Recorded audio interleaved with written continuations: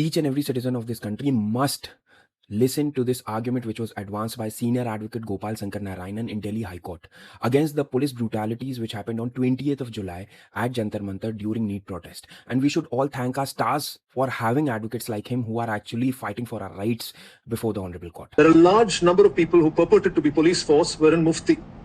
They were not wearing their police uniforms. Even those wearing police uniforms didn't have their badges on them. So whether they were police people, we don't know. But we do know that they were armed. They were armed with lathis and they were armed with excessive shock-producing batons, which are not even prescribed for the Delhi police and the RAF who were deployed there. The second, the video shows specifically DCP Sandeep Lamba, that is his name, his badge is captured, slapping a woman who was standing innocently on the side and doing nothing. She's not moving. I can show you that video right now. DCP Sandeep Lamba is his name. Let's not be additional DCP. Let's not be scared to name our thugs in uniform when they deserve to be named. He should be summoned here and he should be asked to be accountable for his actions. Third, this is after the crowd was dispersed. There was no heat or fury, no crowds, nothing. Completely unprovoked. He's walking past two women, he reaches up and slaps one of them across the face. These are the people that we put in charge of our police force to protect us. And that's why we are before this court.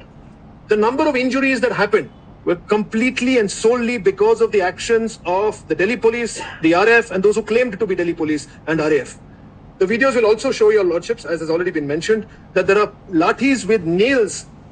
The kind of bullying and madness which has captured the imagination of these people purporting to be policemen, that they wear helmets, they're wearing t-shirts and jeans, they trip up a protester who's trying to run away. And when he falls down, four of them get after him with batons and start beating him with lathis. This kind of excessive force, if the constitutional courts don't step in and stem, it's a license to the police to just get away with absolutely anything because they know they have the sanction of the political masters. It is here, Manoj, that we must be accountable.